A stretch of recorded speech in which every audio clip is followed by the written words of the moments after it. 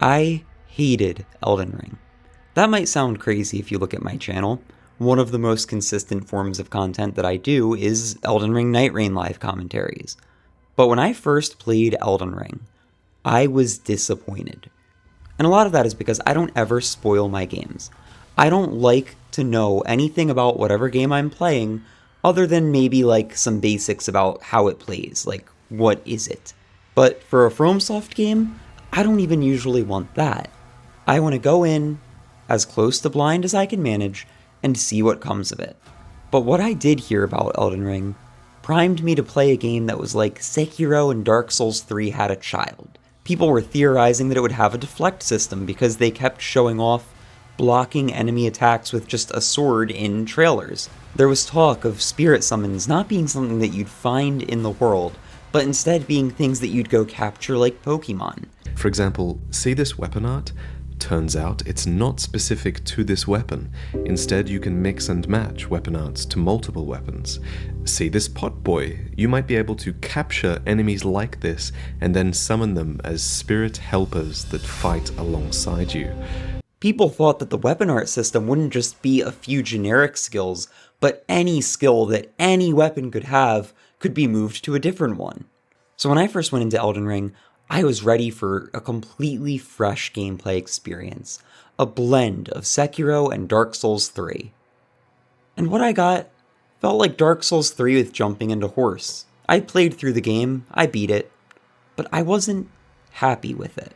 I felt even more bitter because I was one of the first people, if not the first person, to attempt to play the game Maidenless. But I didn't want to see if I could beat this with glitches, no. I was doing this to see if there was a secret ending, or at least some acknowledgement of what I'd done. Every other Souls game is so good about rewarding you for doing something like this. In Dark Souls 1, if you go out of your way to take one very specific route, you can kill one of the 4 main lords of the game early, and doing so unlocks you a whole new covenant and explains a major part of the lore. So when Melina popped up and said, "I offer you an accord," and I was given the option of yes or no, it felt like such a no-brainer that saying no would do something. I can't even describe how much this game sucks if you don't have Melina. Not only do you lose leveling up, but you have to run everywhere. And yeah, you don't have stamina if you're not in combat, which makes it a little bit bearable, but you can never use Spirit Spring jumps, and you're stuck constantly holding circle to even maintain a bit of speed. If that's not enough, you can't make it to the round table hold, so your option for a blacksmith is EG and that's it. Which I was doing this so early, people weren't even sure if there was a blacksmith outside of the round table hold, so I had to do most of this run with a +0 weapon. But eventually I did make it to the Royal Capital, and when you do so, you're greeted by the message, "You need more great runes." Well, shit. That's not promising, because now I'm stuck here and I'm thinking, oh, maybe there is something to this and I just can't see it yet. So instead of giving up, I went on a quest to gather every single great rune that you can before the Royal Capital. And I did. And I still had the same message. So then I thought, well, are there any other ways in? And as it turns out, if you go down to the very, very bottom of the map, to this secret area, there is a warp gate that brings you to the Royal Capital. And that also said that I needed more great runes. The only way to get this message to go away is to go to the round table hold. Once you do that, everything's good. But the fact that my message on what was wrong wasn't even correct made me realize that, oh, there really isn't any secrets to this. You're meant to say yes to Melina, and if you don't, you just can't progress. Okay. And so I made a video just to let other people know, to let them know that I exhausted every option, and there are probably going to be glitches that make this possible, but is there a secret related to this? No, there's not. Don't hold your breath. And then I got comments every day for about a year telling me, well, actually, you can do this with glitches, which goes to show that even a 2-minute video is too long for some people. But hey, I did my part. But I felt incomplete, because now, in my Maidenless run, I didn't actually finish the game. So when it was discovered that there were numerous glitches that would let you finish it anyway, I took it upon myself, despite not liking this game, despite being disappointed in it, to go, well, let's finish it out. I started a brand new run. I named it Legidia, short for Leg Day, and I got to work. And I made some videos on it. From beating Margit and Godric, to sneaking into the royal capital, beating Radahn, and finally, the magical school. I really wanted to catalog this journey. And then one day I decided, let's finish this. I can make this into multiple videos, but let's go and beat the game because, really, it shouldn't be that hard. Once you're past the capital, there's really not a lot of game left. There's a lot of late game areas that you can explore if you want to, but you don't have to.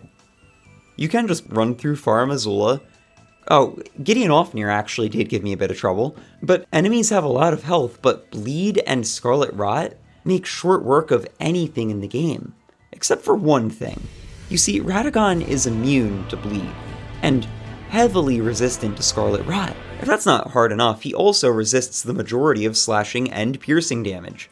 And standard, I think. For someone who'd gotten through most of the game with Blood Slash, a plus 25 regular weapon, and status effects, he was rough. Especially in his second phase, where I don't know if there's a trick to this or what, but it feels like sometimes if you swing at him, he will just teleport, which has a hitbox, and would combo me to death. Because one of his follow-ups is an instant hit that I couldn't avoid, and it would kill me. And the other one is a delayed hit, which roll catches you. But of course, Radagon is mostly fair, and thus it was a matter of time until he fell. And then I reached the true final boss, the Elden Beast. And dude, he made me do something that I'd never done in a challenge run before. I'd beaten Dark Souls 3 with fists, I'd beaten it with shields, I'd beaten it with whips, which I think is honestly the most impressive, let's be real. But getting to this Elden Beast, even allowing myself to use everything that I had gathered, made me give up. Let me do my best to paint you a picture of how bad this fight is, assuming that you need it. Nowadays, they let you ride Torrent in the arena, which I wouldn't have had Torrent in this run anyway, but I think actually makes him a pretty good fight, because he felt like he was built for Torrent in the first place. The thing does nothing but run away from you. But that's the first problem. He does nothing but run away from you. And my damage was pathetic. So I would hit him for a little bit, and he'd leave. But a boss running isn't the end of the world, you can work around that. The problem is, the Elden Beast has multiple magic attacks that are lingering. And if you get some bad luck and he does them back to back, you can be dealing with multiple magic attacks at once that try to chip you down, home in on you, and overall, I don't even know how you're supposed to dodge some of these. I don't think you can. Normally, though, you can tank through them pretty consistently. And you'll hit hard enough that even though this fight can be really annoying, it's not that long. And Radagon especially is not that long, because he doesn't have a ton of health. Well, by turning these fights into an endurance test, I really got to experience exactly how annoying they can be. Radagon, who I'd actually kind of liked, became the ultimate gatekeeper, because he had numerous ways to instantly cheese me out, and fighting him in general felt like a chore to get to the real boss. This was miserable. But I couldn't just quit, because I'd committed to the fact that I was going to finish this series. I was going to beat the Elden Beast Maidenless. I was one of the first people to try it. I'm going to be one of the people who's finished it. And so it was back to the drawing board. I went to the wiki, and I started researching. What could I do? What things do I have that I could use at level 1 that would do decent damage? Deciding to take a step back here was the start of a journey that would change my entire perspective on Elden Ring. After quite a while of looking around, I landed on the Godskin Peeler, a twin blade with the weapon art Black Flame Tornado, which if you manage to channel it fully, doesn't deal flat damage, it instead deals about 10% of the boss's health bar. What this means is that no matter how bad my stats are, I can kill anything in the game in about 10 casts. A little bit less because it also does some base damage. The only problem is the Godskin Peeler does not upgrade with somber smithing stones. Oh no, it upgrades with regular. And at this point in the game that I'm at, you should be able to buy as many regular smithing stones as you want. All you'd have to do is go find a special key item and offer it at the round table hold. Do you see the problem with the fact that I had to go to the round table hold? And this marked the second time that I went wiki diving. I needed to find a list of what enemy could drop every single type of smithing stone. And then I had to go farm. And when I say that this sucked, dude, it took about 2 or 3 hours to get enough smithing stone 7s to actually upgrade my weapon. If anybody remembers, you could actually farm Titanite slabs in Dark Souls 1. This reminded me of that. But in the end, I managed to get a plus 24 Godskin Peeler. And with my new weapon, I confidently walked into the boss room, looked at Radagon, and his first phase is so easy. Like, he only starts teleporting around after he does this thing where he slams the ground multiple times, so his first phase is cake. I walk in and I'm like, alright, let's do this thing. 10 hours of running around the map, farming every single smithing stone, getting this weapon, let's put it to work. And then I hit him, and my damage was pretty bad still. But I had Black Flame Tornado in my back pocket, so I knew it was a matter of time. I'd be able to poise break him, charge up this skill, and then I'd see what real damage looks like. And as it turns out, Radagon does not stay staggered long enough for Black Flame Tornado to fully complete. If that's not enough of an FU, there is another problem. Radagon actually doesn't have a lot of health, which makes sense because he's a multi-phase boss fight, but channeling the whole weapon art did about the same damage as if I just kept hitting him, which, needless to say, wasn't a lot. The final problem was pretty simple. The Godskin Peeler is still a slashing weapon, and Radagon takes significantly reduced damage from slash, so much so that I was hitting him for about 150 to 200 damage per hit. On a boss that has 8,000 health and can one-shot me seemingly whenever he wants, this just isn't sustainable. I had multiple runs where I got through him anyway, but for every one run that I got through, I was dying maybe 20 times. I sent hours of attempts at this, but then I had to accept it for the second time. I still just couldn't win. So what do I do? Well, I decided that I hadn't explored all of my options, because looking at Radagon, he does have one standout vulnerability. He only takes 10% reduced damage from strike. This was my glimmer of hope. And thus begins a new journey. I went to the Gelmir Hero's Grave, a location famous for being incredibly annoying, with multiple insta-kill chariots patrolling its halls, and a requirement that you wade through lava to even begin to get this item. But I persevered. I grabbed the ring finger, I fully upgraded it, or got it to +9, whatever I could manage, and using the Radagon Source Seal, I had the 15 strength required to make use of this weapon. And with it, I confidently walked into the boss room and smacked Radagon with it for 250 damage instead of 200. Yeah, this wasn't that much better. Then I remembered something. There are numerous weird pieces of gear in this game that boost strength. What if I stacked them all? And now, it's my third time browsing through the wiki, looking at every single possible thing that I could have missed that would help me be strong enough to actually make a dent in Radagon, and then, hopefully, eventually, the Elden Beast. The big standout of this finger, right away, is that its charged attacks not only hit a lot harder than what else I was using, but also poise break both Radagon and the Elden Beast in only 3 attacks. It was time to go on a journey and train my strength. Literally, but without leveling up. I found every single thing in the game that would increase my strength that I was actually able to get. The Star Scourge Heirloom, Radagon's Source Seal, Godric's Great Rune, the Strength Knot Crystal Tear, and as I journeyed across all of the lands between, fighting bosses I'd never seen, collecting item after item, going out of my way to kill the falling star beasts at level 1 because it was the best way to get a somber stone. The game started to click. Elden Ring isn't about beating the bosses.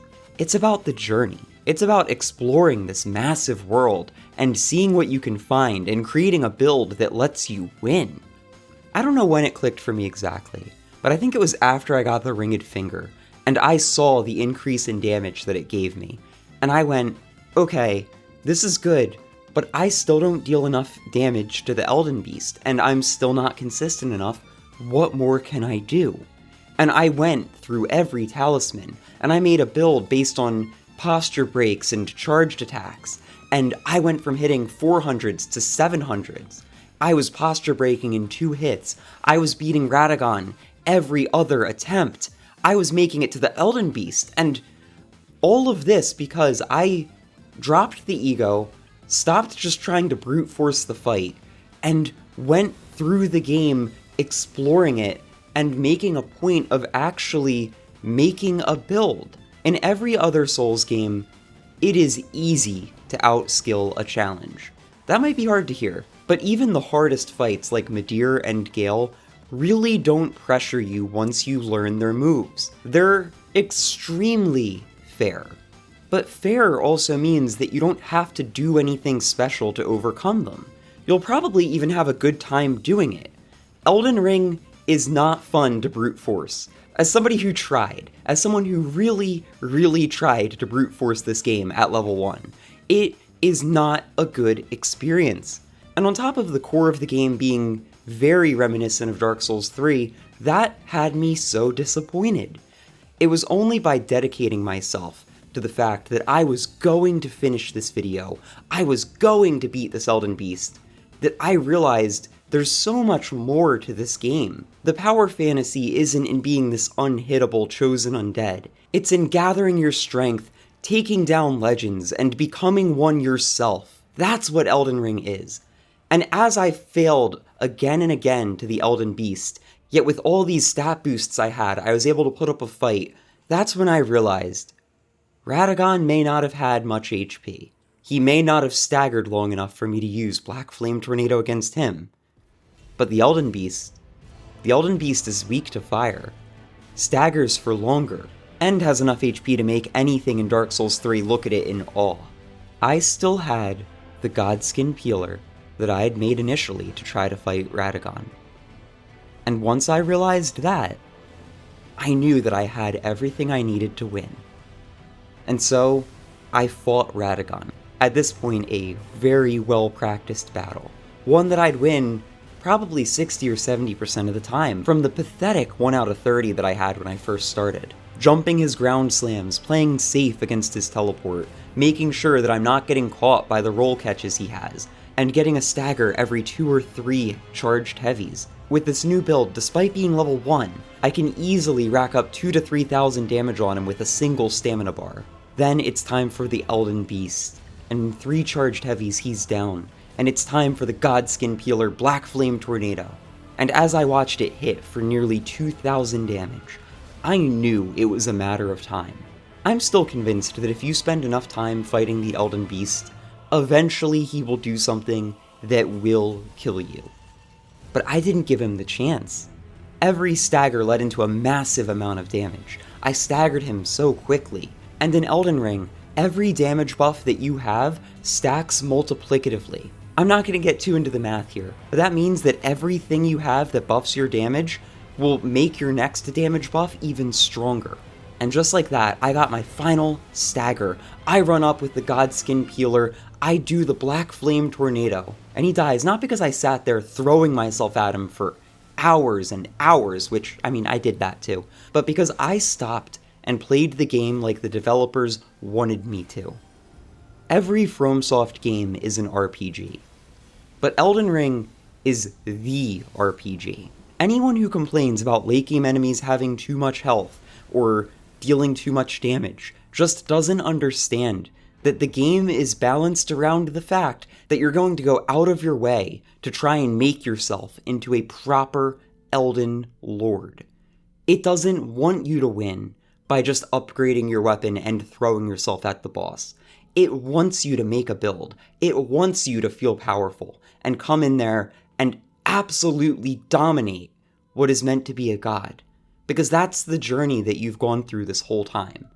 And I didn't understand that until I did this level 1 run and did the hardest thing of all.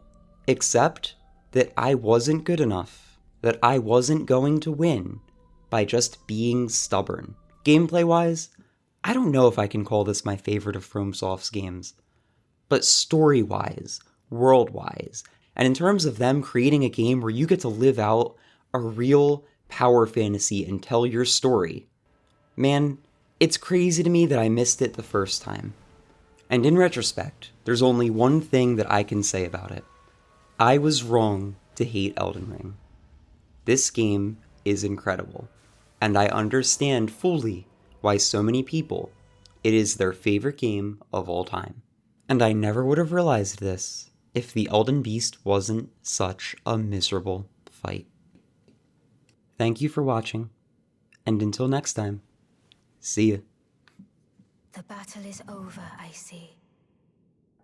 My fair consort eternal. It spawns me where? Oh, Melina lived. It's the good ending. Get out of here. Get out of here. And she's still trying to offer an accord. I'm literally your god. Be gone. Get out of here. Shoo. Does she actually never stop offering you an accord?